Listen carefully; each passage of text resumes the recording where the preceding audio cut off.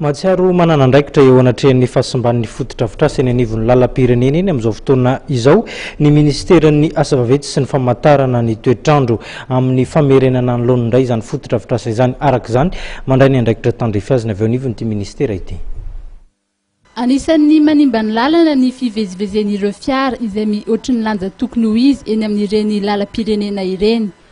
Efa maro ireo tranga mifandraika amin'izay. Ny faran'izay ny tranga dia ny teny amin'ny tetezana izay miazo any Fenerivo Atsinanana. Ny lalan'ny Fenerivo Est moa zany dia ohatrany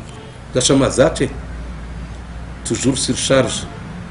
Nisy surcharge indray le pont métallique tagny izy efa nitranitra raha temo dia nisy tapaka le treillis fa soran'Andriamanitra ary sy tordu le poutre principal le IPN zany fa le treillis ihany nitapaka fito nitapaka dia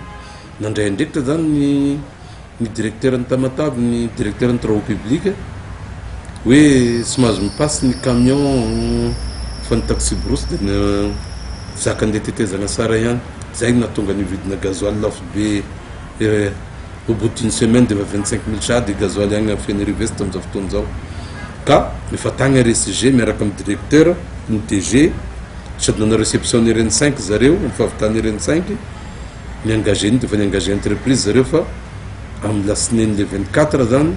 tokony ho vitan'ny entreprise 10 jours zany délai d'exécution mino zany après le 24 à partir ny 25 dia tokony sokatra lalana io. Misy ihany koa ny asa izay tanterahana eny amin'ny faritra Fianaratsoa indray moa zany nisy dalonanao porte-à-faux fa sy mbola eto am-pelantanana igny détail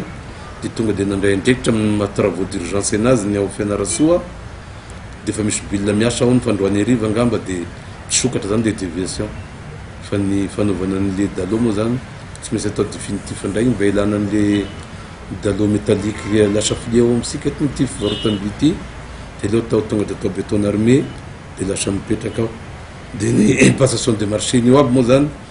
zay travaux d'urgence zay maiky dia tsy maintsy atao gré à gré ary dia ministre aloha zany mana compétence zay fa délégavana kotra dia fa efan'ny ministre hoe tadiavinareo agny ny directeur zany saina mitady entreprise raha mbola misy entreprise compétente agny amindreo agny dia ireo zany mampanao an'igny asa igny dia après régularisena zany facture satria ministre ihany misoniany ordre de service lefa avy eo satria ministre ihany manana an'izay fahefana isonian'izay marché gré à gré zay amin'ny travaux d'urgence ohatran'izany. Misy hatrany moa ny etika fanetana nataon'ny tompon'andraikitra mba tsy hihoatry ny lanja tokony ho izy ireo fiara lehibe mifamezivezy ho fitsinjovana ny foto-drafitrasa sy ny ain'ny ponina.